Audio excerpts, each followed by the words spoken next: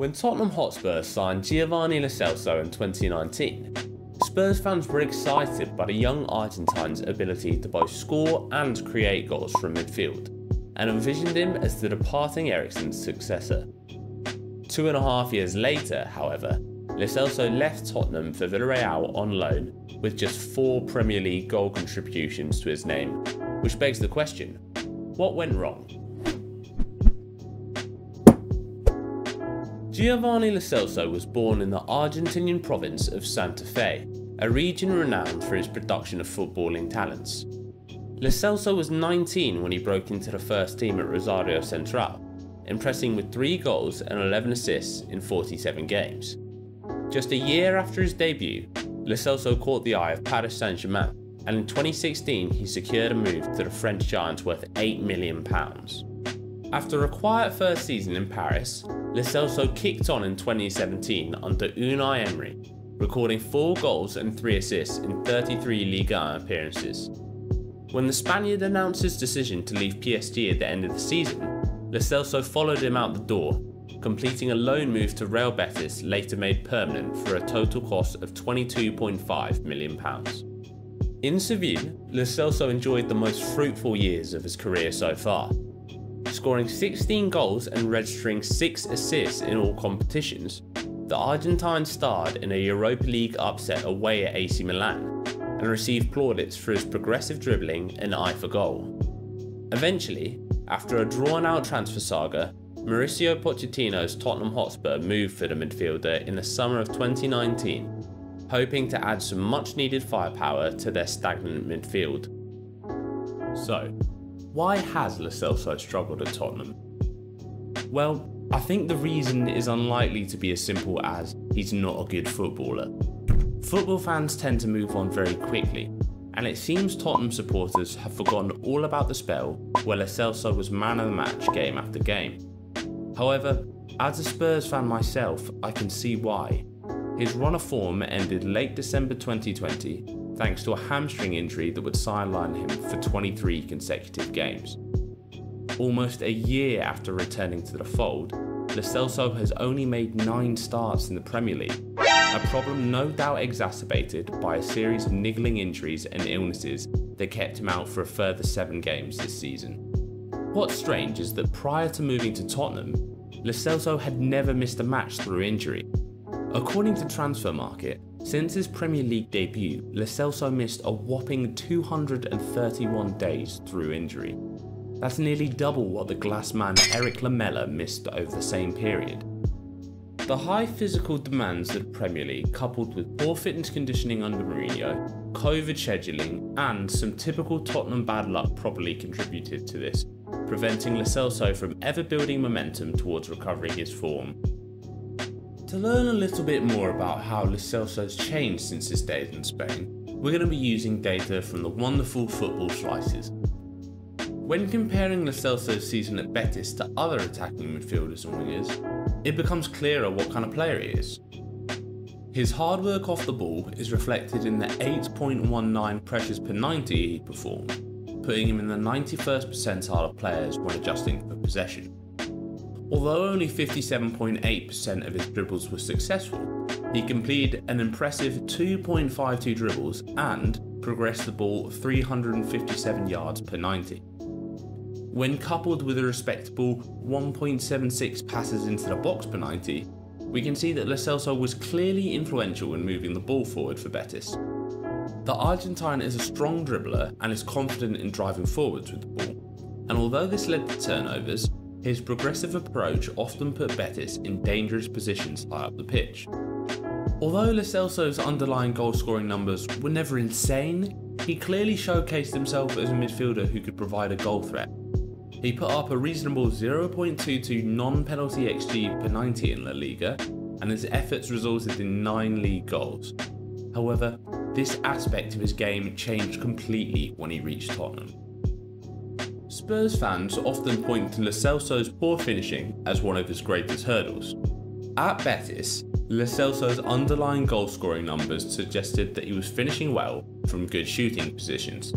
However, thanks to Harsh Krishna's fantastic interactive rolling XG tool, we can see that the Argentine's finishing has undoubtedly fallen off since his move to Tottenham. Additionally, in his first 2 Spurs seasons, Lo Celso put up a measly 0.09 non-penalty XG per 90, meaning his shots were being taken from far less dangerous positions compared to his time in Seville. To understand why this might be happening, we need to look at how Lo Celso played under Jose Mourinho. Mourinho, under whom the Argentine played the majority of his football, tasked Lo Celso with breaking with the ball before winning a foul or advancing it to an attacker. We can see that whilst at Tottenham Lo Celso reduced his turnovers to a stingy 3.07 per 90, he completed fewer dribbles and passes into the box per 90, suggesting that he was required to be less risky in possession whilst maintaining his impressive pressing off the ball. In the 58 Premier League games Mourinho managed, only Kane and Son managed more than 6 goals. For context, in the 3 seasons preceding Mourinho, Tottenham had 4 players managing more than 6 goals.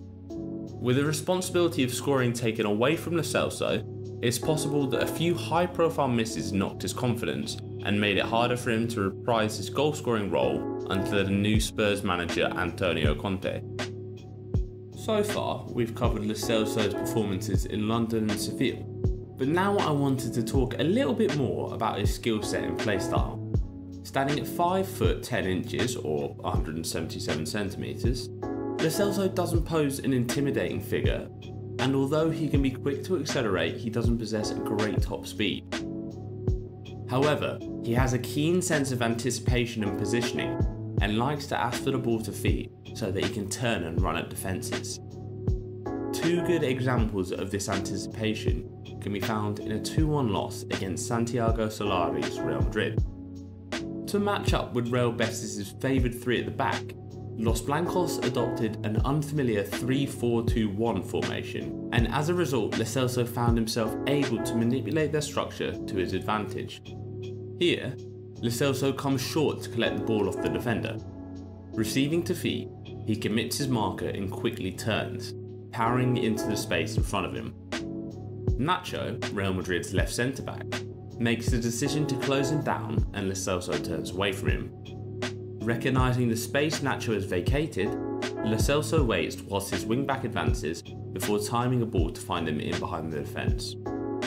Although Real Betis couldn't capitalise on that occasion, just 3 minutes later they hit the mark through a similar move. Once again, Lo Celso offers for the ball in space and receives it into his feet. When he turns, the central defender, Sergio Ramos, decides to engage him, leaving a channel for Sergio Canales to run into. Lo Celso waits for Ramos to get close, before playing a lovely threaded pass for Canales to control and finish. In both moves, Lo Celso took the ball off a deeper player and enticed a defender out of position to create space for a runner in behind. However, Lo Celso is prone to using this move in inappropriate scenarios. Too frequently, he will find that his attempts to attract an opposition defender have cut off his exit routes, leading to dangerous turnovers.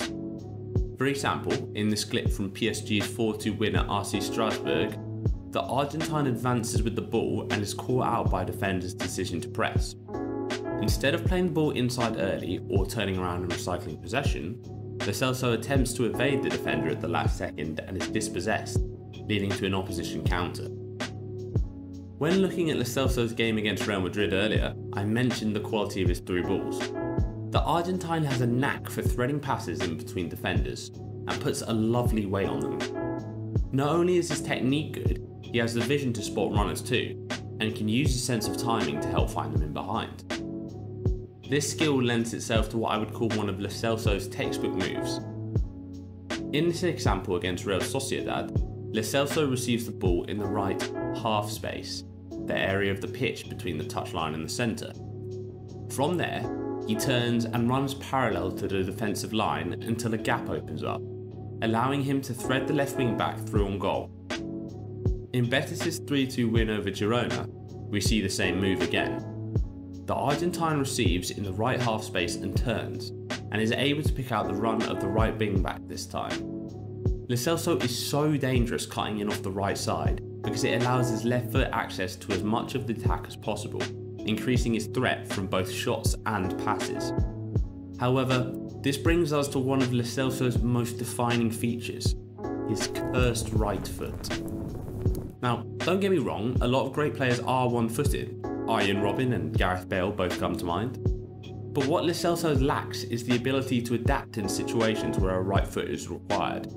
For example, in Beatz' 0-0 draw against Rayo Vallecano, Lo Celso has the option of a simple switch out wide, but doesn't trust his right and moves the ball onto his left, making the pass significantly harder. His inability to play technical passes on his right foot vastly limits his effectiveness in situations where the conditions aren't quite right for a left footer. So what does the future hold for Lo Celso? Well, it feels like at the moment the common sentiment is not a lot, but I think recency bias has a lot to do with this. Lo Celso is a hard-working, press-resistant and progressive midfielder, 3 traits that are very sought after in modern football. If Antonio Conte remains at Tottenham this summer, I think it's very likely that Lo Celso has moved on to free up money for new signings, and while that's not a bad thing, it's not impossible that the deal looks a bit silly in a few years. There may be valid concerns over his injury record and ability to play in the Premier League, but consider this. Lo Celso has just been named man of the match in a 3-0 upset against Juventus in a Champions League quarter-final. Is it really so hard to believe that a player struggling with injuries for the first time in his career couldn't find consistency under 5 managers in 3 years? If you made it to the end of the video, I really hope you enjoyed it. This was a lot of fun for me, but I had to teach myself how to animate, how to edit. Involved a lot of research as well, but I really enjoyed it. I'm hoping to make more of these sort of player profiles, probably of up and coming players in the future. So if you have any suggestions, please do get down in the comments. Follow my Twitter at Aiden__football and subscribe, and hopefully you'll see more of these in the future.